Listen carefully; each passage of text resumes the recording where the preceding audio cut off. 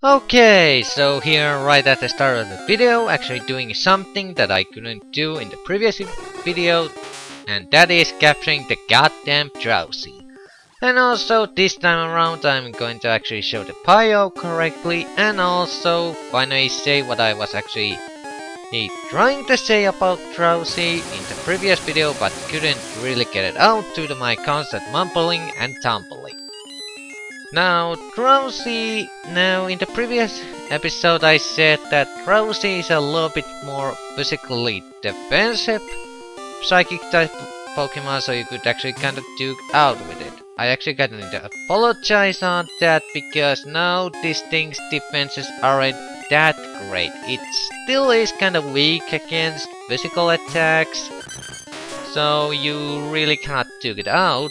Basically, what I meant to say was that compared to another, and most of the psychic types in this game, minus some very special exceptions, Drowsy is pretty much the one with the most physical defense, meaning that he can actually take some punishment, whereas some of the other psychic type Pokemons usually go down almost instantly when hit with a strong physical move. Drowsy can actually take a little bit more damage than some other psychic type Pokemons. That's just my opinion though, my observation. It's not exactly correct, but that's just what I was trying to get at in the previous episode, and is also the reason why I actually like Drowsy.